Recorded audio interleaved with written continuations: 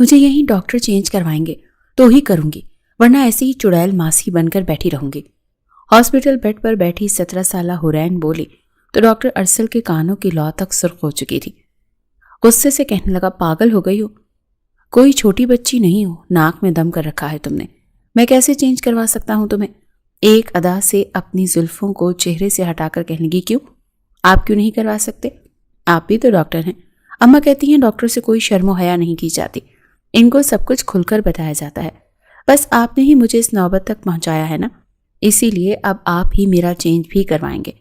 वो यूं झूल रही थी जैसे नशा करके धुत पड़ी हो। पीछे खड़ी 2 नर्सेज और वार्ड बॉय उसका मुंह देख रहे थे, जबकि गुस्से से डॉक्टर और नर्सेज का चेहरा सुर्ख लाल हो चुका था। अगर इस लड़की को पता होता कि वो क्या अल्फाज कह रही है तो शायद होश की दुनिया में लौटने के बाद वो किसी से नजरें मिलाने के काबिल भी नहीं रहती। मगर वो खांसी का पूरा शरबत पीने के बाद झूलती हुई आकर उसकी बाहों में गिरी तो डॉक्टर अरसल के कपड़े भी खराब हो चुके थे। दवाइयों की स्मेल से उसे उबकाई आने लगी। पता नहीं कब इस लावारिस लड़की से जान छूटेगी मेरी, ये कहकर वो इस लड़की को यूं ही बाहों में भरकर वॉशरूम की तरफ लेकर जाने लगा। हुरैन उसकी गर्दन के पास अपना चेहरा रखे गर्म सांसें ले रही थी, जो कि ना चाहते हुए भी अरसल के जज्बात को भड़का रहा था।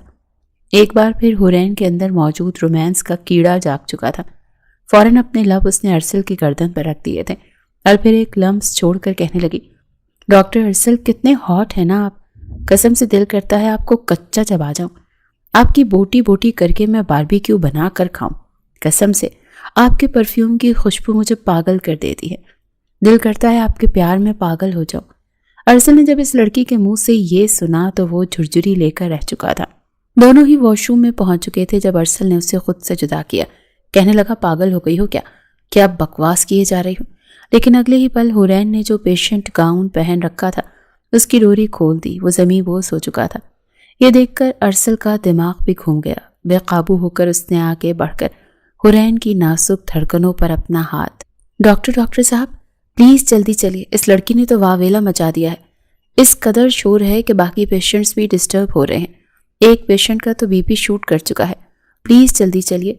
अरसल जो अभी अभी अपनी गाड़ी की चाबी हाथ में लिए हॉस्पिटल की कार पार्किंग की जानिब जा रहा था ताकि घर जा सके, एक बार फिर वार्ड बॉय को भागता हुआ अपनी तरफ देखकर वो सर पकड़ कर रह गया। कहने लगा, वो डॉक्टर्स भी मौजूद हैं, इनको बता मेरी तबीयत शदीद बोझिल हो रही है, सर दर्द से फट रहा है, मैं मजीद इस स्यापे को हैंडल नहीं कर सकता। मगर वार्ड बॉय भी मुंह बसोड़ कर कहने लगा, जो भी डॉक्टर उसके पास जाए जानते तो हैं क्या हाल करती है वो। डॉक्टर सिदरा कुछ देर पहले उसके पास गई थी और उसने इंजेक्शन उठाकर उनके कांधे पर दे मारा। बेचारी दर्द से बिलबिला उठी, अंग्रेजी में गालियां दे देकर सबका ही मुंह खोलकर रख दिया। जैसे जैसे डॉक्टर अरसल गुस्से से मुट्ठियां भींचकर हॉस्पिटल के कॉरिडोर में दाखिल हुआ था, उस लड़की के चिल्लाने की आवाजें मजीद बढ़ चुकी थी। मरीज सब अपने बिस्तरों से उठकर झांक झांक कर देख रहे थे कि आखिर कौन है जो इस कदर चिल्ला रही है। गायनी वार्ड के सामने से डॉक्टर अरसल गुजरा तो एक औरत जो पिछले 3 दिन से जिचकी की दर्द से तड़प रही थी, वो भी उठकर कह रही थी, इतनी ऊंची चीखें तो मैंने दर्द से नहीं मानी जितनी ये मारे जा रही है, मसला क्या है इसको। जैसे ही डॉक्टर अरसल अंदर दाखिल हुआ, अरसल को कुछ समझने का मौका दिए बगैर हुरैन उससे लिपट गई और फूट फूट कर रोने लगी। वो अपनी जगह पर कुछ लम्हों के लिए बिल्कुल साकित खड़ा रहा। हुरैन ने अपने बाजू अरसल के गिर्द लपेटे हुए थे। उसके आंसू अरसल की शर्ट को भिगो रहे थे, जबकि उसकी सांसों की तपिश को महसूस करते वो बुरी तरह से बेचैन हो गया था। होश की दुनिया में आने के बाद उसने हुरैन को दोनों बाजू से पकड़ा और एक झटके से खुद से दूर किया। ये क्या बदतमीजी है? क्या तमाशा लगा रखा है तुमने? इतना शोर क्यों कर रही हो? बाकी मरीजों को भी डिस्टर्ब कर रही हो तुम। मैंने तुम्हें कहा था ना चुपचाप दवाई लिए, तो अब सो जाओ। ये तुम्हारी खाला जी का घर नहीं है जहां पर तुम ये ड्रामे लगाओगी और खाला तुम्हारे नखरे उठाएंगी। हॉस्पिटल है ये, अभी तक तुम क्यों जाग रही हो? हुरैन ने एक नज़र उसके चेहरे पर डाली और फिर से उसके गले लग गई। आप मुझे छोड़कर क्यों चले गए थे? मैंने आपको बताया भी था कि मुझे अंधेरे से डर लगता है। आप यहाँ से गए तो यहाँ पर एक भूत आ गया था। वो छोटे बच्चों की तरह ऊंची ऊंची आवाज़ में रो रही थी। वो एकदम परेशान हो गया क्योंकि दूसरे कमरों में भी पेशेंट्स थे। वो नहीं चाहता था कि इन लोगों के लिए डिस्टर्बेंस क्रिएट हो। इस बार अरसल ने बड़ी मुश्किल से उसे खुद से अलग किया था और उसे ले जाकर बेड पर बिठाया था। वो 17 साल की जवान खूबसूरत लड़की थी और बड़ी बड़ी आंखें, तीखा नाक और पतले होंठ, नाजुक सी जसामत। بلا شبہ وہ ایک مرد کے لیے کسی خوبصورت امتحان سے کم نہیں تھی، لیکن سامنے بھی ڈاکٹر ارسل کا حد سے زیادہ مغرور انسان، جس کی انا کا پرچم ہمیشہ ہی بلند رہتا تھا۔ اس کی اپنی ہی ایک دنیا تھی جس میں اس کی پرمیشن کے بغیر کوئی بھی قدم نہیں رکھ سکتا تھا۔ 28 سال کا ہونے کے باوجود ابھی تک اس نے شادی نہیں کی تھی، کیونکہ اسے اپنے معیار کی کوئی لڑکی ملی ہی نہیں تھی۔ اسے ڈرپوک، ڈبو اور بیوقوف لڑکیوں سے شدید نفرت تھی۔ جب کوئی لڑکی اور ریئیکٹ کرتی تھی تو اس کا دماغ غصے سے گھومنے لگتا تھا۔ اسے ایسی لڑکیوں سے چڑ ہوتی تھی۔ اسے میچور لڑکیاں پسند تھیں، لیکن فی الحال حورین صاحبہ کے روپ میں بقول اس کی دنیا کی سب سے بیوقوف ترین لڑکی موجود تھی، جسے وہ صبح سے ہی برداشت کر رہا تھا، اور ابھی اسے اپنے صبر کا پیمانہ لبریز ہوتا ہوا محسوس ہوا تھا۔ چپ کر کے سوچا، مجھے آپ کے پاس سونا ہے، میں آپ کے کاندھے پر سر رکھ کر سونا چاہتی ہوں، اس طرح سے مجھے اچھی اور میٹھی نیند بھی آ جائے گی۔ اس نے معصومیت سے آنکھیں ٹمٹماتے ہوئے کہا، تمہارا دماغ تو خراب نہیں ہو گیا؟ وہ پھر سے رونے لگی۔ آپ پاگل، آپ کا پورا خاندان پاگل، آپ کی ہونے والی بیوی اور بچے پاگل۔ یہ کہہ کر وہ زور زور سے بیڈ پر بچوں کی طرح اپنی ٹانگیں مارنے لگی تھی۔ سونا ہے تو سو جاؤ، ورنہ جاگتی رہو میری بلا سے۔ جیسے ہی وہ باہر نکلا تو اس کا باجا مزید اونچا ہو گیا تھا۔ یا میرے اللہ، مجھے صبر عظیم عطا فرما کہ میں اس لڑکی کا کیا کروں۔ یہ تو ایک ایسا امتحان ہے جس میں بمشکل ہی پاسنگ مارکس آئیں گے۔ تم آخر چاہتی کیا ہو؟ آپ میرے پاس ہو جائیں نا، میں وعدہ کرتی ہوں اس کے علاوہ آپ سے کچھ بھی نہیں مانگوں گی۔ تم یہیں پر لیٹو، میں تمہارے پاس ہی ہوں۔ اس کے قریب ہی کچھ کھینچ کر بیٹھ گیا تھا۔ میری بات سمجھنے کی کوشش کرو، بیڈ بہت ہی چھوٹا ہے، اور اگر میں بھی اس پر تمہارے ساتھ آ کر لیٹ گیا تو یہ بیڈ ٹوٹ جائے گا، پھر ہاسپٹل والے تم سے فائن لیں گے، اور اگر تم نے فائن نہ دیا تو وہ تمہیں جیل لے جائیں گے۔ نہیں، مجھے جیل نہیں جانا، اس نے معصومیت سے نفی میں سر ہلایا تھا۔ تو بھی ٹھیک ہے، سو جاؤ، میں ایک شرط پر سو جاؤں گی، اگر آپ میرے پاس بیٹھے رہیں، آپ میرے بالوں میں انگلیاں چلائیں جیسے فلموں اور ڈراموں میں ہوتا ہے۔ ارسل کا چہرہ شرم اور غصے کے مارے لال ہو گیا۔ آج سے پہلے وہ کبھی بھی کسی عورت کے پاس نہیں گیا تھا، پاس جانا تو دور کی بات، اس نے تو کبھی کسی سے حد سے زیادہ بات بھی نہیں کی تھی، اور ابھی صبح شام اس کا اس لڑکی کے ساتھ ہی ٹاکرا ہو رہا تھا۔ دل پر پتھر رکھ کر وہ اس کے ساتھ جا کر بیٹھ گیا، پھر کہنے لگا، پرومس، اگر میں تمہارے پاس بیٹھا تھا تم سو جاؤ گی۔ وہ بچوں کی طرح سر ہلا کے کہنے لگی کہ ہاں ہاں میں سو جاؤں گی۔ بیڈ کے ساتھ موجود بینچ پر ارسل بیٹھ چکا تھا۔ وہ لڑکی آنکھیں بند کیے لیٹی تھی۔ ارسل کو بیٹھا دیکھ کر کہنے لگی، ایسے کیوں بیٹھے ہیں؟ بالوں میں ہاتھ پھیرے نا۔ وہ اس کے بالوں میں ہولے ہولے انگلیاں چلانے لگا۔ اس سے معصومیت سے اپنی آنکھیں بند کر لی تھی۔ اس کے چہرے پر بلا کا سکون پھیلا ہوا تھا، اور پھر 5 منٹ کے اندر اندر وہ نیند کی گہری وادیوں میں جا چکی تھی۔ آگے 20 منٹ گزر چکے تھے، مگر وہ ابھی تک اسی پوزیشن میں بیٹھا ہوا تھا۔ اس کی انگلیاں محترمہ کے بالوں میں ابھی تک چل رہی تھیں۔ دروازے پر دستک ہوئی تو وہ جلدی سے ہوش کی دنیا میں آیا۔ وہ ہڑبڑا کر اس سے دور ہٹا۔ نرس جب اندر داخل ہوئی تو اسے دیکھ کر حیران رہ گئی۔ سر، مجھے لگا تھا آپ گھر جا چکے ہوں گے۔ ہاں، میں اپنا موبائل اس کے کمرے میں بھول گیا تھا، بس وہی لینے کے لیے آیا تھا۔ سر، ہمیں جلد از جلد ان کے گھر والوں کے بارے میں پتہ لگانا ہوگا، ورنہ ان کو سنبھالنا ہمارے لیے بہت مشکل ہو جائے گا۔ میڈم ندا، میں بھی اپنی پوری کوشش کر رہا ہوں، آپ ٹرائی کریں کہ ان کی یادداشت واپس آ جائے، کیونکہ یہی واحد راستہ ہے، اس کے علاوہ ہم ان کے گھر والوں تک نہیں پہنچ سکتے۔ جی سر، میں پوری کوشش کروں گی۔ اس نے جلدی سے ہاں میں گردن ہلائی۔ وہ اس کے پہلو سے نکلتا ہوا کمرے سے باہر چلا گیا تھا۔ کھلی ہوا میں جا کر وہ گہرے گہرے سانس لینے لگا تھا اور خود کو کمپوز کرنے کی کوشش کرنے لگا تھا۔ بہت ہی عجیب لڑکی ہے، حد ہوتی ہے بچگانہ حرکتوں کی۔ محترمہ میں اگر ذرا سی بھی عقل ہوتی تو میں اس کو کسی اور ڈاکٹر کے حوالے کر دیتا، لیکن جس طرح کی اس کی حرکتیں ہیں مجھے ڈر ہے کوئی ناجائز فائدہ نہ اٹھا لے۔ غلطی ساری میری ہے، اس رات مجھے تیز ڈرائیونگ کرنی ہی نہیں چاہیے تھی۔ وہ اپنی پیشانی کو مسلتا اس کے بارے میں سوچتا ہوا پارکنگ ایریا میں آ گیا تھا۔ اگلی صبح جب وہ ہاسپٹل گیا تو حورین کے کمرے سے شور کی آوازیں آ رہی تھیں۔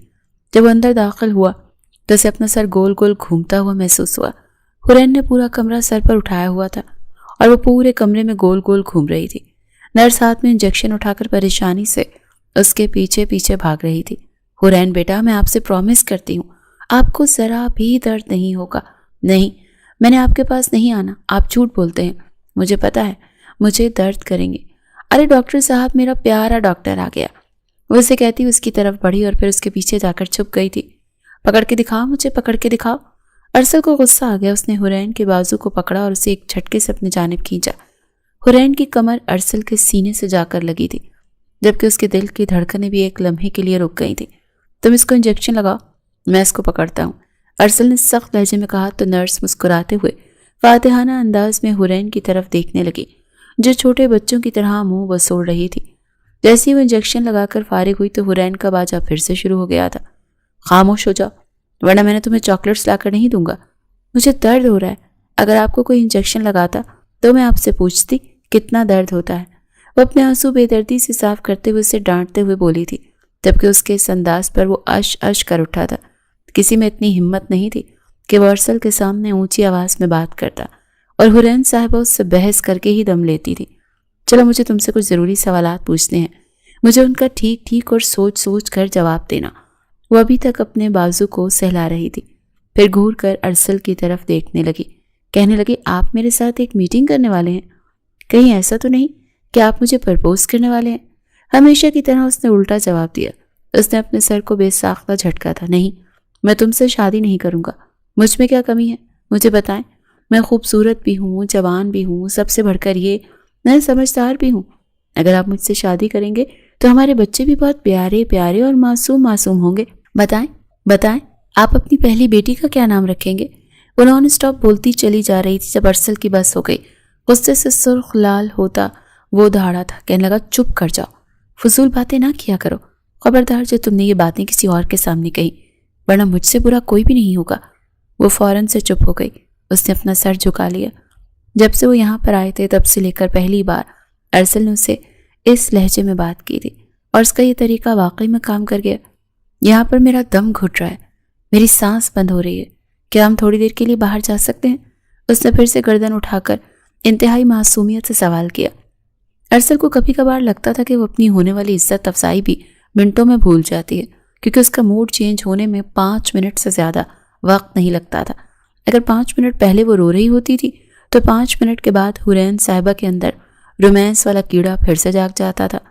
ارسل اس کو سمجھانا چاہتا تھا کہ یہ رومانس اجنبی ڈاکٹروں کے ساتھ اچھا نہیں لگتا۔ وہ دونوں اسپتال کے پچھلے حصے میں بنے لان میں آ گئے تھے، جہاں پر صرف ڈاکٹرز کو جانے کی اجازت تھی۔ ڈاکٹر ماریا جو ڈاکٹر ارسل کی بیسٹ فرینڈ تھی اور کلاس فیلو بھی تھی، وہ اس وقت سٹاف روم کی کھڑکی میں کھڑی تھی اور کینہ توز نظروں سے اس چھوٹی سی لڑکی کو دیکھ رہی تھی۔ جب سے وہ اس ہاسپٹل میں آئی تھی سب سے ڈاکٹر ارسل نے ڈاکٹر ماریا کو بھی ٹائم دینا ختم کر دیا تھا۔ کیا تمہیں کچھ پتہ لگا ہے کہ یہ کون ہے؟ سٹاف روم میں اس کی ایک جاسوس نرس بھی موجود تھی۔ ماریا نے اس سے سوال کیا تو وہ پراسرار لہجے میں کہنے لگی، میڈم صاحبہ اگر آپس کی بات بتاؤں مجھے تو ایسے لگتا ہے جیسے ہمارے ڈاکٹر صاحب اس لڑکی کو پسند کرنے لگے ہیں۔ دیکھیں تو کیسے ہر وقت ان کے آگے پیچھے گھومتے رہتے ہیں۔ اس دن بھی جب وہ آپریشن کر کے فارغ ہوئے تو وہ بہت زیادہ تھکے ہوئے تھے، لیکن جب ان کو یہ پتا چلا کہ حورین صاحبہ رو رہی ہیں تو وہ بھاگتے ہوئے ان کے کمرے میں چلے گئے اور پھر وہاں پر 3 گھنٹے گزارنے کے بعد وہ گھر گئے تھے۔ انہوں نے تو اپنی نیندیں بھی اس لڑکی کے لیے برباد کرنی شروع کر دی ہیں۔ مجھے تو لگتا ہے کہ وہ لڑکی انہیں لے اڑے گی۔ زیادہ فضول بولنے کی عزت نہیں ہے ورنہ میں تمہارا منہ توڑ دوں گی۔ ماریا نے اسے غصے سے ڈانٹا۔ اگلے ہی لمحے سے اپنی غلطی کا احساس ہوا تھا۔ میرے کہنے کا وہ مطلب نہیں تھا۔ جی کوئی بات نہیں ڈاکٹر صاحبہ، میں سمجھ سکتی ہوں، اس نے افسوس کا اظہار کرتے ہوئے کہا۔ ویسے میڈم صاحبہ ایک اور آپس کی بات، وہ لڑکی ہے تو چھوٹی لیکن بڑی حسین ہے، قسم سے اس کی آنکھیں اتنی خوبصورت ہیں کہ میں بیان نہیں کر سکتے۔ تم جاؤ وارڈ نمبر 3 میں، اس وقت صرف ایک ہی نرس موجود ہے۔ ماریا نے اسے ڈانٹ کر وہاں سے باہر جانے کے لیے کہا تو وہ منہ بناتے ہوئے کمرے سے نکل گئی، جبکہ اس کے جانے کے بعد ماریا ایک بار پھر جلن کی آگ میں جلنے لگی۔ تم میرے ارسل کو مجھ سے نہیں چھین سکتی ہو۔ ارسل کو حاصل کرنے کے لیے مجھے کچھ بھی کرنا پڑا میں کر گزروں گی۔ آپ میرے ساتھ اس جھولے پر چل کر بیٹھے نا، دیکھے تو وہ جھولا کتنا پیارا ہے۔ مجھے لگتا ہے وہ ہم دونوں کے لیے ہی بنایا گیا ہے۔ ویسے اگر ہم دونوں کے ایک ساتھ تصویر کھینچی جائے تو ہم ایک کمپلیٹ کپل معلوم ہوں گے۔ وقت آ گیا تھا کہ وہ اس سے چیزیں سمجھا دیتا۔ دیکھو حورین، میری بات بہت غور سے سنو۔ وہ الو جیسے ہی آنکھیں پوری کی پوری کھول کر اس کے چہرے کی طرف دیکھنے لگی تھی۔ میں نے تمہیں اپنے کان کھولنے کے لیے کہا ہے، آنکھیں کھولنے کے لیے نہیں۔ وہ اس کو گھورتے ہوئے بولا تو وہ کسیانی سی ہنسی ہنستی تھی۔ سب کہتے ہیں میری آنکھیں بہت پیاری ہیں۔ وہ خود ہی اپنی تعریف کرنے لگی تھی۔ ابھی میں جو تمہیں کہنے والا ہوں نا، اس کو اپنے دماغ میں بٹھا لینا۔ میں تم سے پورے 11 سال بڑا ہوں، تو کیا ہو گیا؟ مرد اور عورت کی عمر میں اتنا فرق لازمی ہونا چاہیے۔ اور تمہیں یہ سب کچھ اس نے بتایا؟ مجھے نہیں یاد، بس یہ پہلے سے ہی میرے دماغ میں اسٹور ہے۔ وہ فوراً ہی لائن پر واپس آ گئی۔ ان ساری خرافات کو اپنے ذہن سے نکالو اور مجھے بتاؤ کہ تمہیں اپنے گھر والوں کے بارے میں کیا کیا یاد ہے؟ مجھے کچھ بھی یاد نہیں۔ اس نے بڑی تیزی سے نفی میں سر ہلا دیا۔ وہ دونوں ایک ہی بینچ پر جا کر بیٹھ گئے۔ دونوں کے درمیان فاصلہ بہت کم تھا۔ میں آپ کے کاندھے پر سر رکھنا چاہتی ہوں۔ کیا میں یہاں پر سر رکھتی ہوں؟ پاگلوں والی باتیں مت کیا کرو۔ اس میں پاگل پن والی کون سی بات ہے؟ ارسل کا چہرہ پھر سے لال ہو گیا تھا۔ اپنے اندر اٹھتے ہوئے لاوے پر اس نے بڑی مشکل سے قابو پایا تھا۔ اگر آپ نے اس طرح کی کوئی بھی بات کی تو میں تمہیں دھکے دیکھ کر اس ہاسپٹل سے باہر نکالوں گا اور دوبارہ کبھی بھی تمہیں ہاسپٹل میں آنے کی اجازت نہیں دوں گا۔ وہ واقعی خوفزدہ ہو گئی تھی۔ ٹھیک ہے، میں وعدہ کرتی ہوں اب میں آپ کو پریشان نہیں کروں گی۔ وہ اپنی جگہ پر سیدھی ہو کر بیٹھ گئی تھی، بلکہ اب تو وہ ارسل سے بھی کافی دور ہو گئی تھی۔ دونوں کے درمیان فاصلہ بھی بڑھ گیا تھا۔ یہ دیکھ کر وہ نہ چاہتے ہوئے بھی مسکرا دیا تھا۔ کیا تمہیں اس جگہ کا نام یاد ہے جہاں پر تم رہتی تھی؟ اس نے نفی میں سر ہلایا۔ وہ اسکول جہاں پر تم پڑھتی تھی؟ پھر سے نفی میں سر ہلایا گیا۔ گھر کے کسی فرد کا نام؟ ہاں، میرے دماغ میں کچھ نام ہے۔ ایک نام چنٹو ہے، ایک نام بنٹو ہے اور ایک نام سہیل ہے۔ یہ سب کون ہے؟ اسے دانت پیستے ہوئے سوال کر رہا تھا۔ اب اس بارے میں تو مجھے نہیں پتا، مجھے بس نام ہی یاد ہے۔ آپ نے مجھ سے یہی سوال کیا تھا۔ یا میرے اللہ، مجھے صبر عظیم عطا فرما۔ تمہارے پاس کوئی چیز تو ہوگی، کوئی آئی ڈی کارڈ۔ ایسا کیسے ہو سکتا ہے کہ تمہارے پاس کچھ بھی نہیں؟ یہ تو مجھے بھی نہیں پتا۔ اب وہ میرے پاس آخری راستہ بچا ہے۔ تمہاری تصویر کھینچوں اور پولیس کے حوالے کر دوں تاکہ تمہارے گھر والوں کے بارے میں پتہ لگایا جا سکے۔ نہیں، میری تصویر مت کھینچے گا۔ اگر میں وائرل ہو گئی تو میں بدنام ہو جاؤں گی۔ اس نے اپنے لبوں پر ہاتھ رکھتے ہوئے ڈرامائی انداز میں کہا تو وہ اس کو گھور کر رہ گیا تھا۔ تم سے بڑی اداکارہ میں نے اپنی ساری زندگی میں نہیں دیکھی۔ میری ایک صلاح ہمیشہ یاد رکھنا، کبھی بھی فلموں کے لیے ٹرائی مت کرنا، ورنہ تم آج کے دور کی سب سے بڑی فلاپ اداکارہ ہوگی۔ آپ مجھ سے چلتے ہیں، اس بات کا تو مجھے یقین ہو ہی گیا ہے۔ جا رہی ہوں یہاں سے۔ کوئی شوق نہیں ہے مجھے آپ جیسے انسان کے ساتھ بیٹھنے کا۔ جب دیکھو مجھے ڈانٹتے رہتے ہیں، یوں لگتا ہے جیسے مرچیں چبا کر بیٹھے ہیں۔ شادی نہیں ہوئی پھر بھی غصے میں رہتے ہیں۔ وہ اس کی باتوں کا برا منائے بغیر اس کے ساتھ ساتھ چلنے لگا تھا، کیونکہ محترمہ کو اپنے کمرے کے بارے میں بھی معلوم نہیں تھا، اور وہ جانتا تھا کہ اگر وہ کسی اور کے کمرے میں گھس گئی تو ایک نیا طوفان آ جائے گا۔ فی الحال وہ کسی بھی قسم کا تماشا نہیں چاہتا تھا۔ اب جب تک میں تمہیں اجازت نہیں دوں گا تب تک تم نے یہاں سے ایک قدم بھی باہر نہیں نکالنا۔ رات کے وقت میں تمہارے لیے ڈھیر ساری چاکلیٹس لاؤں گا۔ مجھے لیس اور پیپسی بھی پینی ہے، وہ بھی لائیے گا، ٹھیک ہے؟ اور اس کے علاوہ برگر بھی لائیے گا، اور پیزا بھی اور پاستا بھی۔ اس کی فرمائشوں کا پنڈارا کھل گیا تھا۔ اس کے لیے تم ایک پیاری سی تصویر کھنچوانی ہوگی۔ جیسے اس نے اپنے موبائل کا کیمرہ اوپن کیا، اس نے اپنے چہرے کو اپنے ہاتھوں کی مدد سے چھپا لیا۔ نہیں، میں تصویر نہیں کھنچواؤں گی۔ اگر کل کو میرے گھر والوں کو پتہ چل گیا تو وہ بہت زیادہ خفا ہوں گے۔ ضد مت کرو اور جلدی سے اپنے چہرے پر سے اپنے ہاتھوں کو ہٹاؤ۔ نہیں، میں نہیں ہٹاؤں گی۔ آپ کو جو کرنا ہے آپ کر لو۔ تو مجھے غصہ دلا رہے ہو، آپ بھی مجھے پریشان کر رہے ہیں۔ اگر آپ نے مجھے زیادہ تنگ کیا تو میں آپ پر ہراسمنٹ کا کیس کر دوں گی۔ یہ سن کر اس کا منہ حیرت سے کھل گیا۔ اس نے کچھ کہنا چاہا مگر الفاظ منہ میں ہی دم توڑ گئے۔ اور جو تم پچھلے 2 دنوں سے مجھے ہراساں کر رہی ہو، اس کا کیا؟ وہ ہراسمنٹ نہیں ہے۔ میں نے تو بس آپ کو یہ بتانا چاہ رہی ہوں کہ آپ بہت ہی ہینڈسم ہیں۔ وہ اپنے اسٹیٹمنٹ سے ہی مکر گئی تھی۔ وہ خاموشی سے وہاں سے نکل آیا، مگر اس نے نرس کو ہدایت کی کہ جب بھی تمہیں موقع ملے اس کی کلیئر پکچر لے کر مجھے سینڈ کر دینا۔ شام تک اسے تصویر موصول ہو چکی تھی۔ کافی دیر تک اپنے موبائل میں وہ اس کی تصویر کو زوم کر کے دیکھتا رہا۔ خوبصورت تو بہت ہو، اس نے کوئی شک نہیں۔ کاش تمہارے دماغ میں تھوڑی سی عقل ہوتی۔ وہ ٹھنڈی سانس خارج کرتے بولا تھا۔ اگلے ہی لمحے اس نے اپنے انسپیکٹر دوست کو کال ملائی تھی۔ یار مجھے تمہاری مدد کی ضرورت ہے۔ ایک لڑکی ہے جس کی یادداشت چلی گئی ہے۔ مجھے اس کے گھر والوں کے بارے میں پتہ لگوانا ہے اور میں چاہتا ہوں کہ تم یہ کام کرو۔ میں تمہیں اس کی تصویر سینڈ کر رہا ہوں۔ یہ تصویر مطلوبہ ویب سائٹ پر اپلوڈ کر دو۔ اگر ہو سکے تو مطلوبہ نیوز پیپر میں بھی دے دو، کیونکہ اب میرے لیے اس لڑکی کو برداشت کرنا ناممکن ہو گیا ہے۔ ارے یار، اپنے بھائی کے ہوتے ہوئے تمہیں کسی چیز کی ٹینشن لینے کی ضرورت نہیں ہے۔ تم بس یہ سمجھو کہ تمہارا کام ہو جائے گا۔ اسے بات کرنے کے بعد وہ بیک گراؤنڈ کے ساتھ ٹیک لگا کر لیٹ گیا تھا۔ آج کا دن بھی بہت زیادہ ایکٹنگ گزرا تھا۔ رات کے وقت اس کے آلٹرنیٹ میں ڈاکٹرز موجود تھے، اسی وجہ سے وہ آرام کرنے کے لیے حویلی واپس آ گیا تھا۔ ڈاکٹر ارسل ایک بہت بڑے جاگیردار کا بیٹا تھا، جو گاؤں کا سردار ہونے کے ساتھ ساتھ ایک بہت بڑا سیاستدان بھی تھا، مگر ارسل کو سرداری اور سیاست سے کوئی خاص لگاؤ نہیں تھا۔ اس کا بچپن ہی سے ایک خواب تھا کس نے لوگوں کی مدد کرنی ہے، ان کی دیکھ بھال کرنی ہے، اور اس کے لیے اسے ڈاکٹری سب سے بہترین پیشہ لگا۔ اس کے 2 بھائی تھے، ایک سیاست میں تھا اور دوسرا بابا کے ساتھ گاؤں میں سرداری کے معاملات دیکھتا تھا، جبکہ ارسل نے تعلیم کے فوراً بعد ہی ہاؤس جاب سٹارٹ کر دی تھی، اور پھر اس کے ساتھ ساتھ وہ اپنا ہاسپٹل بھی بنانے لگا۔ ابھی اس کے 2 ہاسپٹلز تھے جہاں پر غریبوں کا مفت علاج ہوتا تھا۔ وہ دونوں ہی شہر کے سب سے بڑے مانے جانے والے ہاسپٹلز تھے۔ ان کا موبائل بچا تو وہ ہوش کی دنیا میں آیا۔ نرس کی کال تھی۔ ہاں کیا ہوا؟ حورین سو گئی؟ صاحب جی وہ دوائی نہیں لے رہی، میں کیا کروں؟ تم آج اسے دوائی مت دو، اسی طرح سے ہی اسے سونے دو، میں کل آ کر اس کی دوائیاں چینج کروں گا، کیونکہ اس سے کوئی خاص فرق نہیں پڑ رہا۔ نرس خاموش ہو گئی۔ ٹھیک ہے صاحب۔ ارسل صاحب ماسی میں کھو گئے۔ آج سے تقریباً 4 دن پہلے ہی وہ تیز ڈرائیونگ کرتا ہوا گھر واپس جا رہا تھا۔ وہ بہت زیادہ تھکا ہوا تھا، بس کسی طرح سے اپنے بیڈ تک پہنچنا چاہتا تھا اور جی بھر کر نیند لینا چاہتا تھا۔ پچھلے 24 گھنٹے میں وہ 1 سیکنڈ کے لیے بھی نہیں سویا تھا۔ اچانک ہی سڑک کے بیچوں بیچ ایک لڑکی آ گئی۔ ارسل نے بریک لگائی تھی، مگر اس کے باوجود گاڑی ہلکی سے اس لڑکی کے ساتھ جا کر ٹکرائی۔ وہ لڑکھڑاتے ہوئے زمین پر گر گئی۔ اس کا سر زور سے زمین سے ٹکرایا، جس سے اس کے سر سے خون نکلنے لگا، جبکہ ہلکی سی ٹکر لینے کی وجہ سے اس کی ٹانگیں بھی زخمی ہو گئی تھیں، کونیوں پر بھی خراشیاں آ گئی تھیں۔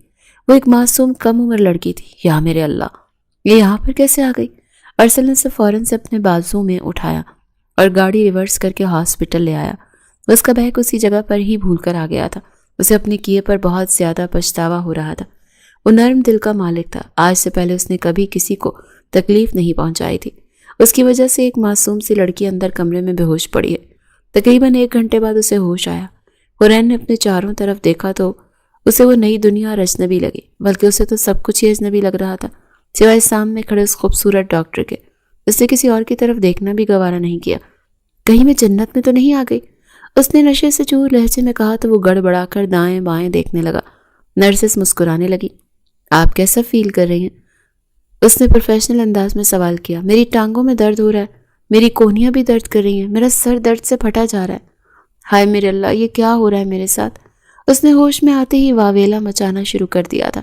بے ہوشگی میں وہ جس قدر معصوم لگ رہی تھی، ہوش میں آ کر اس سے بالکل الٹ بن چکی تھی۔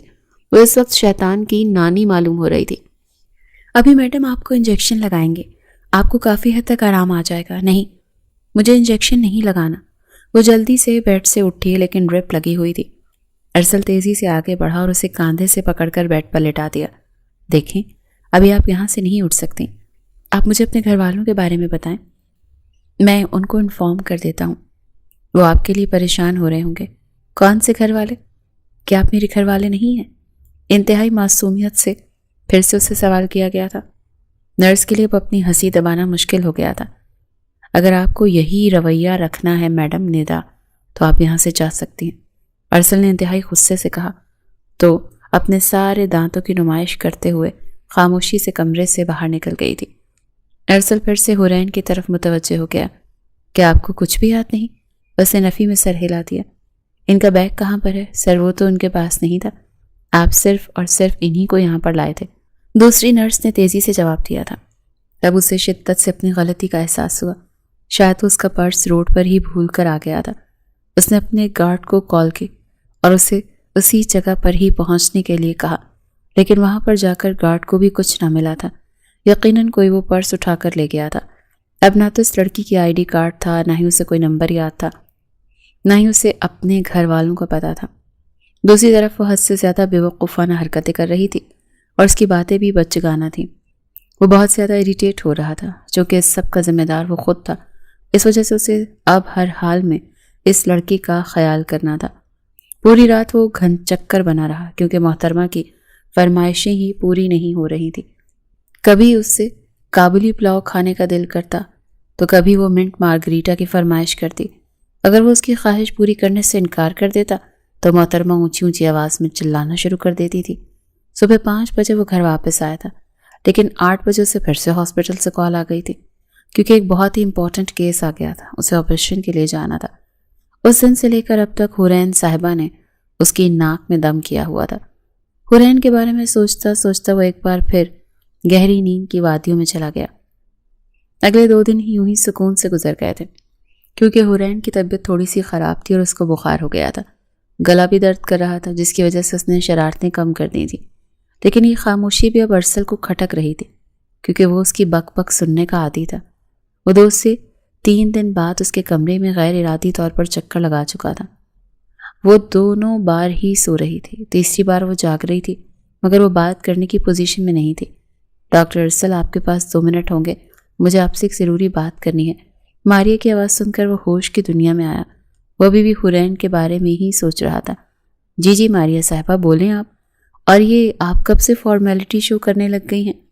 جہاں تک مجھے لگتا ہے تو ہم دونوں بیسٹ فرینڈز بھی ہیں۔ اگر ہم بیسٹ فرینڈز ہوتے تو کبھی بھی مجھ سے اتنی بڑی بات نہ چھپاتے۔ وہ اس کو کھوجتی ہوئی نظروں سے دیکھتی ہوئی بولی، کیا مطلب ہے؟ کس بارے میں بات کر رہی ہو تم؟ جہاں تک مجھے لگتا ہے میں نے آج تک تم سے کچھ بھی نہیں چھپایا۔ میری زندگی تمہارے سامنے ایک کھلی کتاب کی مانند ہے۔ وہ لڑکی کون ہے جس کا تم اتنا زیادہ خیال رکھ رہے ہو؟ کہیں وہ تمہاری منگیتر تو نہیں؟ کیا ہو گیا یار، کس طرح کی بچگانہ باتیں کر رہی ہو؟ ارسل نے اسے ساری ڈیٹیلز دے دی تھی۔ اس کے ساتھ ہی اسے بتایا تھا کہ وہ اس سے بہت زیادہ تنگ ہے۔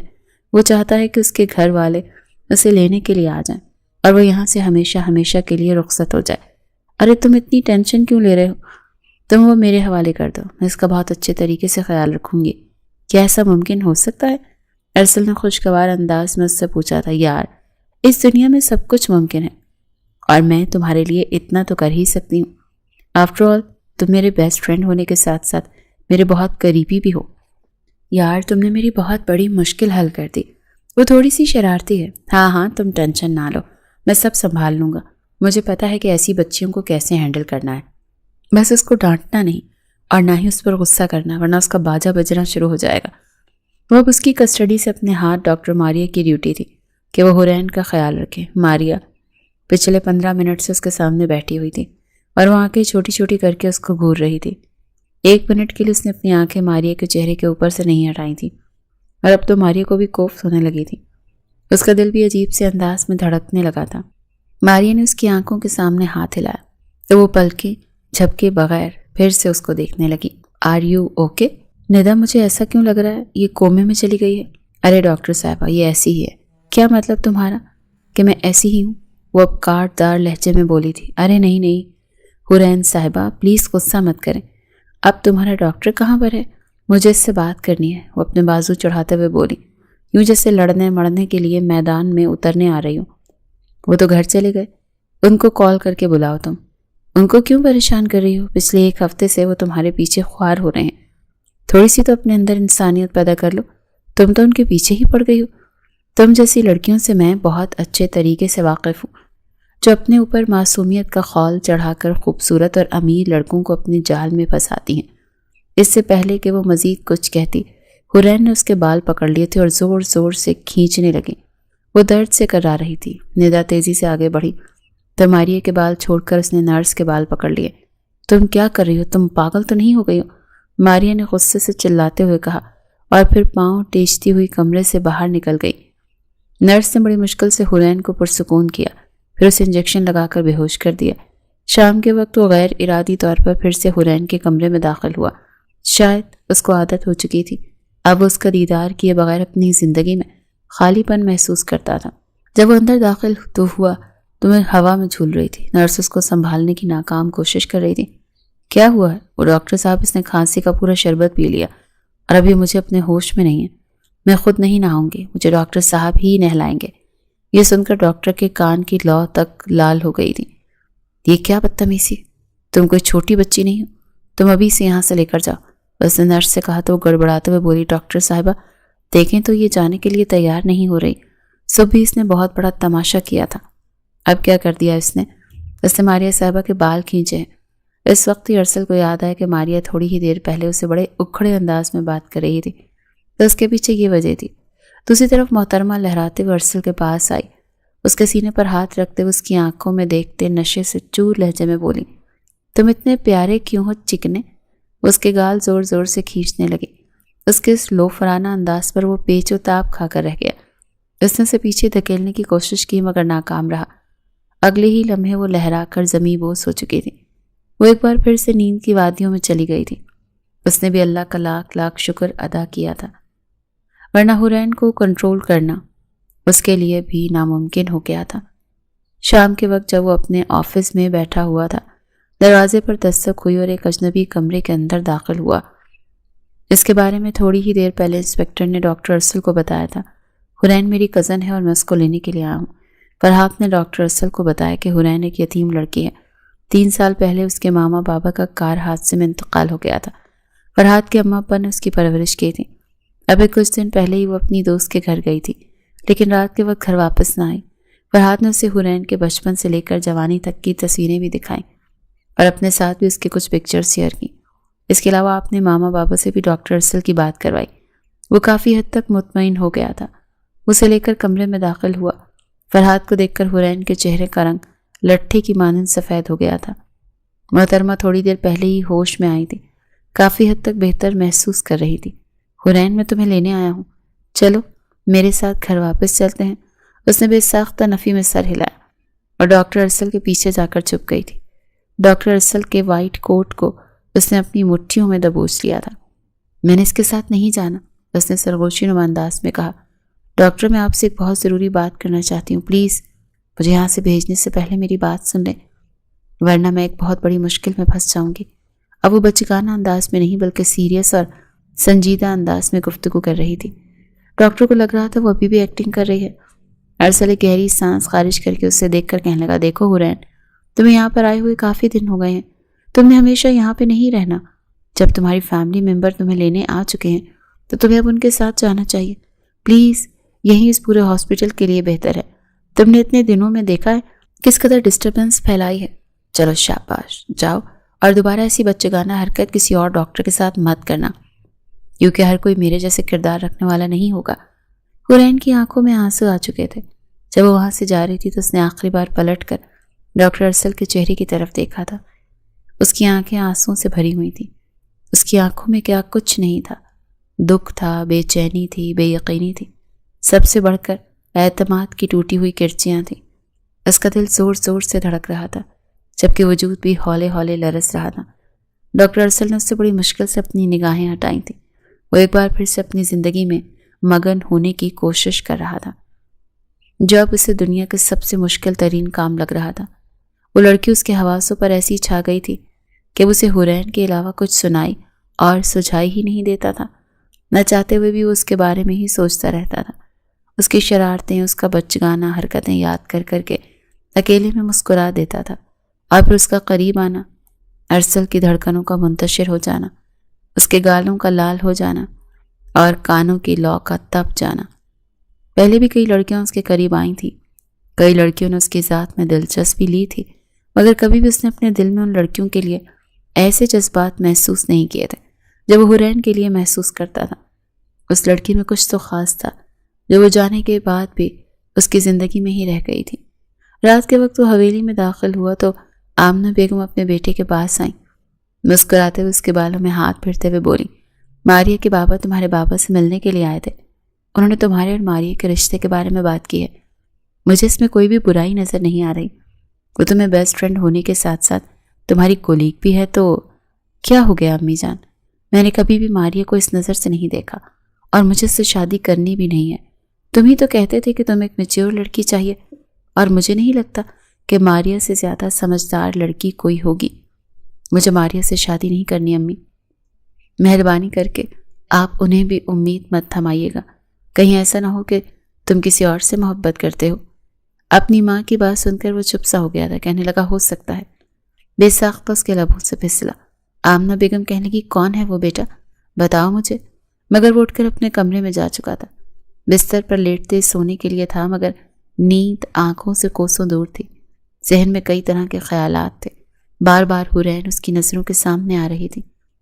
وہ پہلی لڑکی تھی جو ڈاکٹر ارسل کے اس قدر قریب آئی تھی کہ وہ چاہ کر بھی اس کے لمس کو بھول نہیں پا رہا تھا۔ پھر اس رات اس نے اپنے آپ سے اس بات کا اعتراف بھی کر لیا تھا کہ وہ حرین سے محبت کرنے لگا۔ ہاں، وہ اس کی زندگی میں آنے والی وہ واحد عورت تھی جس سے ارسل صاحب کو محبت ہو گئی تھی، جن کا بچگانہ حرکتوں سے وہ بہت زیادہ چڑھتا تھا۔ اب وہی حرکتیں اسے یاد آتی تھی۔ پہلے تو اسے لگا تھا کہ وہ 1 مہینے میں ہی اس لڑکی کو بھول جائے گا، لیکن اب اس کی یادوں نے شدت اختیار کر لی تھی۔ اس نے فیصلہ کیا تھا کہ وہ حورین سے ملنے کے لیے جائے گا۔ فرحات نے اسے جو ایڈریس بتایا تھا، اگلے ہی روز ہاسپٹل سے چھٹی لے کر وہ سیدھا اس ایڈریس کی طرف جا رہا تھا۔ راستے میں اسے یاد آیا کہ حورین کو چاکلیٹس بہت زیادہ پسند ہیں۔ وہ راستے میں رکا، ایک خوبصورت پھولوں کا بوکے لیا، 7 چاکلیٹس بھی لی تھیں۔ دل میں ایک عجیب سی گھبراہٹ ہو رہی تھی، دھڑکن بے ترتیب ہو رہی تھی، جیسے حورین کو اپنے سامنے دیکھ کر بے قابو ہو کر اسے اپنے سینے سے ہی نہ لگا لے۔ وہ اس ایڈریس پر پہنچا، مگر وہ غلط تھا۔ وہاں پر فرحات نامی کوئی شخص نہیں رہتا تھا۔ اس کو شدت سے کچھ غلط ہونے کا احساس ہوا کہ اس کے ساتھ ساتھ اسے اپنی غلطی کا بھی احساس ہو گیا تھا۔ اس نے یوں ہی کچھ سوچے سمجھے حورین کو فرحات کے حوالے کر دیا تھا۔ اگر وہ فرحات کے ساتھ حورین کو اس کے گھر چھوڑنے کے لیے جاتا تو آج اسے اس تکلیف کا سامنا نہ کرنا پڑتا۔ اسے یاد آ رہا تھا حورین فرحات کے ساتھ نہیں جانا چاہتی تھی۔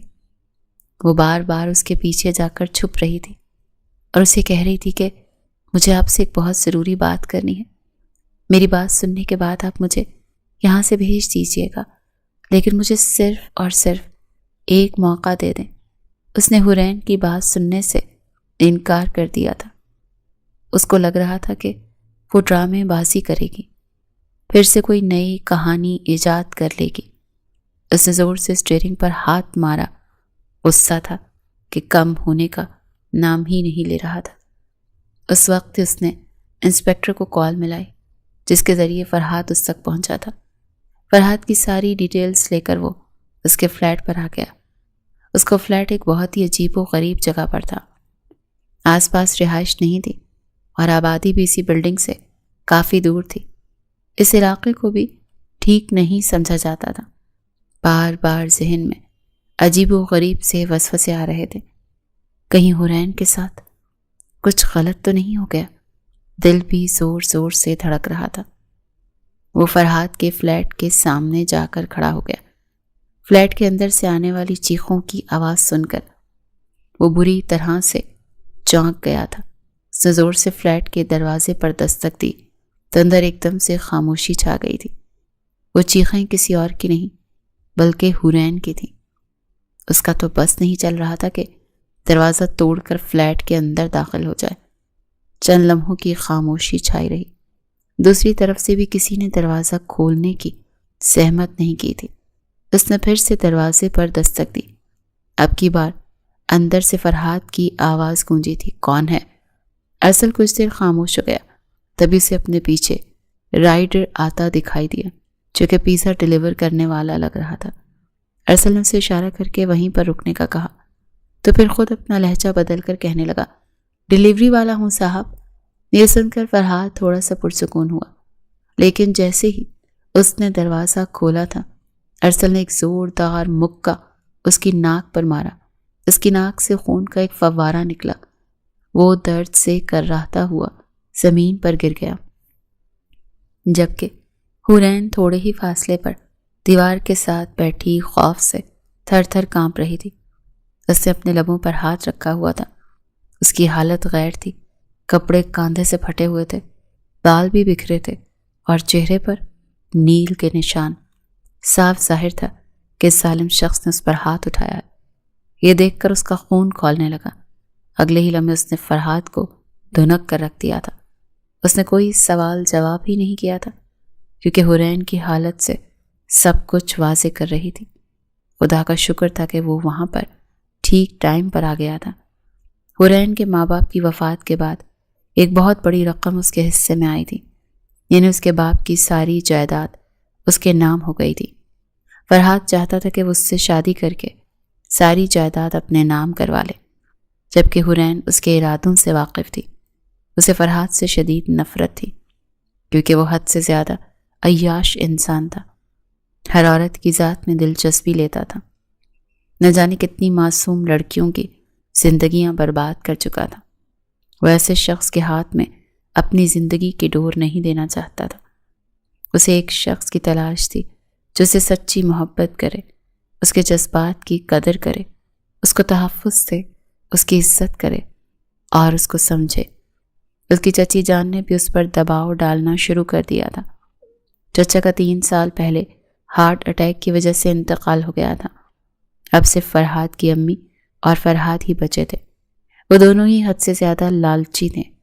ایک دن اس نے اپنی چچی جان کو بات کرتے سن لیا تھا کہ وہ اس کی فرحاد سے زبردستی شادی کروانا چاہتی تھی۔ اسی وجہ سے اس رات وہ گھر سے بھاگی تھی کہ ڈاکٹر ارسل کی گاڑی سے جا کر ٹکرا گئی۔ ڈاکٹر ارسل اسے اسپتال لے کر آ گیا۔ وہاں پر وہ جان بوجھ کر پاگل پن کی اور یادداشت چلے جانے کی ایکٹنگ کر رہی تھی، کیونکہ وہ واپس نہیں جانا چاہتی تھی۔ وہ چاہتی تھی کوئی ایسا راستہ نکل آئے کہ اس کی فرحاد سے ہمیشہ ہمیشہ کے لیے جان چھوٹ جائے۔ دوسری طرف ڈاکٹر ارسل کے ساتھ وقت گزارتے ہوئے اسے پتہ ہی نہیں چلا کہ کب اسے ارسل سے محبت ہو گئی تھی۔ وہ انسان دل کا بہت اچھا تھا، اس میں کوئی شک نہیں تھا۔ وہ اس کے ساتھ بہت ہی سافٹ رویہ رکھتا تھا۔ یہ چیز بھی اس نے شدت سے محسوس کی تھی کہ ارسل کے دل میں اس کے لیے ایک نرم گوشہ موجود، اور ساتھ جو اہمیت وہ اس کو دیتا تھا، ایسی ہی اہمیت اس نے آج سے پہلے اپنی زندگی میں کسی عورت کو نہیں دی تھی۔ یہ بات بھی اسے نرس نے بتائی تھی، جس کی وجہ سے اس کا دل مزید بڑا ہو گیا تھا۔ لیکن اس دن جب فرحاد اسے لینے آیا تو وہ ارسل کے پیچھے ایک امید سے جا کر چھپی تھی۔ اسے یقین تھا کہ ارسل اسے فرحاد کے حوالے نہیں کرے گا، لیکن جب ڈاکٹر نے اسے فرحاد کے ہاتھوں میں دیا تو وہ بری طرح سے ٹوٹ گئی تھی۔ وہ اسے لے کر اپنے فلیٹ واپس آ گیا تھا، لیکن ان دنوں اس پر کچھ کیسز چل رہے تھے جس کی وجہ سے وہ فرار تھا۔ آج صبح ہی اس کی واپسی ہوئی تھی۔ ان دنوں وہ اس کے فلیٹ میں ہی بند تھی۔ وہاں پر کھانے پینے کی ضرورت کی تمام چیزیں موجود تھیں، لیکن اس کا دل مر گیا تھا۔ 2 دنوں سے وہ بالکل بھوکی تھی۔ اس نے فلیٹ سے بھاگنے کی بھی کوشش کی تھی، مگر ناکام رہی تھی۔ روز شام کے وقت اس کی چچی اس سے ملنے کے لیے آتی تھی اور اس کو ذہنی طور پر تیار کرنے کی کوشش کرتی تھی۔ آج فرحاد نے حد ہی کر دی تھی۔ جب اس نے انکار کیا تو اس کے اندر کا حیوان یکدم ہی جاگ گیا تھا۔ حورین کی قسمت اچھی تھی کہ ڈاکٹر ارسل وہاں پر بروقت پہنچ گیا تھا۔ حورین ابھی بھی ایک کونے میں بیٹھی پھوٹ پھوٹ کر رو رہی تھی، شکایتی نظروں سے ارسل کو دیکھ رہی تھی۔ ارسل دیوانہ وار اس کی طرف گیا، مگر وہ سہم کر پیچھے ہٹ گئی تھی۔ پھر روتے ہوئے کہنے لگی، اب کیوں آئے ہیں آپ؟ چلے جائیں، آپ مجھے مرنے کے لیے چھوڑ دیں۔ کوئی نہیں ہے میرا اس دنیا میں۔ میرے ماں باپ چلے گئے، میرا کوئی بھائی بھی نہیں ہے نا، میری بہن بھی نہیں جو میری مدد کرے۔ ایک آپ تھے جس کو میں نے اپنا سمجھا، مجھے لگا آپ میری حفاظت کریں گے، مگر آپ نے بھی مجھے مرنے کے لیے چھوڑ دیا۔ سب نفرت کرتے ہیں مجھ سے۔ پھوٹ پھوٹ کر وہ روئی جا رہی تھی اور ارسل کو لگا جیسے اس کا جگر ہی پھٹ جائے گا۔ وہ جس حالت میں بیٹھی تھی، ارسل نے اسے فوراً اپنے سینے سے لگا لیا اور اس قدر زور سے اپنے سینے میں بھینچ لیا جیسے اس کے سارے غم ارسل خود میں سمو لے گا۔ ارسل کی آنکھوں سے بھی زاروں قطار آنسو بہہ رہے تھے۔ کہنے لگا، چپ، بالکل چپ، ایک بھی لفظ اور نہیں۔ ارسل ہے، اور جب تک ارسل ہے وہ اپنی حورین کو کچھ بھی نہیں ہونے دے گا۔ مجھے معاف کر دو، مجھے تمہیں سمجھنے میں دیری کر دی۔ اس کتے کو تو میں کتے کی موت ماروں گا۔ اس کی ہمت کیسے ہوئی تمہاری یہ حالت کرنے کی؟ حورین اس سے لپٹ کر پھوٹ پھوٹ کر رونے لگی تھی۔ ارسل کی آنکھوں میں بھی آنسو تھے۔ اس کے سر پر بے ساختہ بوسہ دیا تھا۔ تمہیں ڈرنے کی ضرورت نہیں ہے، میں تمہارے ساتھ ہوں۔ میں آپ سے ناراض ہوں، آپ نے میرے ساتھ بہت بڑی زیادتی کی ہے، آپ نے میرا مان توڑا ہے۔ مجھے لگتا تھا کہ ساری دنیا مجھے چھوڑ سکتی ہے، مگر آپ کبھی بھی مجھے خود سے الگ نہیں کریں گے۔ لیکن آپ نے مجھے کیسے انسان کے حوالے کر دیا جو ایک وحشی درندہ تھا؟ آپ سوچ بھی نہیں سکتے میں نے یہ وقت کتنی تکلیف میں گزارا ہے۔ ارسل کو اس کے آنسو اپنے دل پر گرتے ہوئے محسوس ہو رہے تھے۔ مجھے معاف کر دو، میں جانتا ہوں کہ میں نے غلط کیا ہے، مگر میں تم سے وعدہ کرتا ہوں میں ہی سب کچھ ٹھیک کر دوں گا۔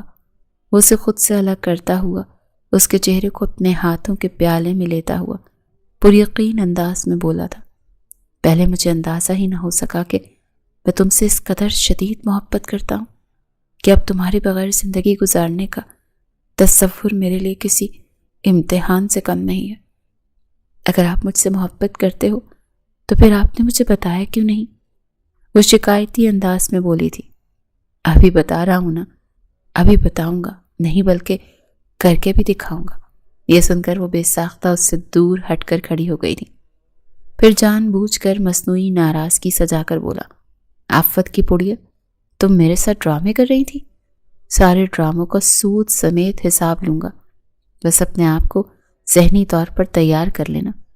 وہ اس کو آنکھیں چھوٹی چھوٹی کر کے گھورتے ہوئے بولا تھا۔ فرحات کو اس نے پولیس کے حوالے کر دیا تھا، کیونکہ اس جیسے شخص کا آخر کار یہی انجام ہوتا تھا، جبکہ اس کی چچی شہر چھوڑ کر ہی بھاگ گئی تھی۔ اس نے انہیں ڈھونڈنا بھی گوارا نہیں کیا۔ ڈاکٹر ارسل اس کو لے کر گھر واپس آ گیا۔ اس کے بابا نے تھوڑا سا غصہ تو کیا تھا، مگر پھر اپنے بیٹے کی خوشی دیکھتے ہوئے اس لڑکی کو قبول کر لیا تھا۔ جب تھوڑا سا وقت گزرا تو انہیں پتہ چلا کہ وہ ان کے ہی دوست کی بیٹی ہے، اور یوں جو تھوڑی بہت غلط فہمیاں تھیں وہ بھی دور ہو چکی تھی۔ ان دونوں کی شادی بہت ہی دھوم دھام سے ہوئی تھی۔ ڈاکٹر مریم ملک چھوڑ کر ہی چلی گئی تھی، جبکہ ہاسپٹل کا باقی سارا عملہ ان دونوں کی شادی پر آیا تھا۔ وہ اس وقت وہاں پر موجود نرسوں کے ساتھ ہنسی مذاق کر رہی تھی۔ یہ وہی نرسیں تھیں جنہوں نے اس کا ہاسپٹل میں خیال رکھا تھا۔ ویسے مجھے پہلے ہی پتا تھا کہ ڈاکٹر ارسل آپ سے ہی شادی کریں گے، ان میں سے ایک نرس نے کہا تو اس نے حیرت سے اس کے چہرے کی طرف دیکھا۔ اور تمہیں ایسا کیوں لگا تھا؟ کیونکہ وہ پہلے دن سے آپ کو پسندیدہ نظروں سے دیکھتے تھے۔ یہ سن کر وہ دھیمے سے مسکرا دی۔ ارسل اس کے کانوں میں جھکا، اپنے آپ کو تیار کر لے محترمہ، آپ نے مجھے بہت تنگ کیا اور اب میری باری ہے۔ وہ اپنا سر جھکانے پر مجبور ہو گئی، لبوں پر شرمیلی سی مسکراہٹ پھیلی ہوئی تھی۔ کہنے لگی، ارسل صاحب کمر تو آپ کس لیں، کیونکہ اب تک کوئی مائی کا لال پیدا ہی نہیں ہوا جو مجھے ڈرا دھمکا سکے، جو مجھے تنگ کر سکے۔ یہ سن کر کہنے لگا، اچھا جی، چلو آج رات دیکھتے ہیں کس میں کتنا دم ہے۔ وہ سب کے سامنے بیٹھے فوٹو شوٹ کروا رہے تھے۔ جب رات ہوئی تو دھیرے دھیرے سے سبھی مہمان اپنے گھروں کو چلے گئے اور جاتے ہوئے ڈھیر سارے گفٹس بھی دے کر گئے تھے۔ جیسے ہی ارسل کمرے میں آیا تو سائڈ ٹیبل پر دودھ کا گلاس پڑا ہوا تھا۔ مسکرا کر اس نے حورین کو دیکھا، پھر بیڈ پر آ کر بیٹھ گیا۔ حورین جو گھونگھٹ گرائے بیٹھی تھی اس کے قریب آ کر بیٹھا، اور جیسے گھونگھٹ اٹھانے لگا تو جلدی سے حورین پیچھے ہو گئی۔ ارسل کہنے لگا، اب یہ کیا؟ مجھے رسم تو پوری کرنے دو۔ مگر وہ اپنا ہاتھ آگے پھیلا کر کہنے لگی، نہیں جی، پہلے منہ دکھائی دیں۔ اگر مجھے آپ کی دی ہوئی منہ دکھائی پسند آئی تو ہی میں اپنا چہرہ دکھاؤں گی۔ ارسل کہنے لگا، لو بھلا، تمہارے منہ کو تو 1000 بار میں دیکھ چکا ہوں، ایک بار پھر دیکھنے کے لیے اب مجھے منہ دکھائی دینا پڑے گی؟ کہنے لگی، ہاں دیں تو بس دیں۔ سب سے پہلے تو سائڈ ٹیبل سے اس نے بہت زیادہ چاکلیٹس نکال کر اس کی گود میں رکھی۔ چاکلیٹس کافی زیادہ تھی، اس کی گود ہی بھر چکی تھی۔ کہنے لگا، لو چاکلیٹس، آپ دیکھنے دو۔ مگر وہ کہنے کی، جی نہیں، چاکلیٹس تو میں کھاتی رہتی ہوں، مجھے تو کچھ اور چاہیے، مہنگے والا۔ یہ سن کر ارسل نے اپنی جیب سے انگوٹھی نکالی تھی جس میں سفید رنگ کا ہیرا جڑا ہوا تھا۔ اس نے وہ انگوٹھی نکال کر حورین کے ہاتھ میں تھمائی، پھر اس کے ہاتھ پر اپنے لب رکھے، وہ انگوٹھی پہنا دی۔ باقی اس کی مخملی ڈبیا میں وہ ہیرے کی انگوٹھی کچھ زیادہ ہی دلکش لگ رہی تھی۔ کہنے لگا، یہ چھوٹا سا حقیر سا تحفہ میری جان تمنا کے نام۔ انگوٹھی دیکھ کر حورین کہنے لگی، ہاں بس ٹھیک ہی ہے، اتنی بھی پیاری نہیں ہے اب۔ اس کی آنکھیں حیرت سے پھیلی تھی۔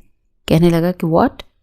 میں نے لاکھوں روپے اس انگوٹھی پر لگائے اور تمہارے لیے یہ بھی قیمتی نہیں ہے؟ بتاؤ کیا چاہیے تمہیں؟ وہ فوراً سے کہنے لگی، بس ایک وعدہ چاہیے۔ اور ارسل اس کی طرف دیکھ رہا تھا۔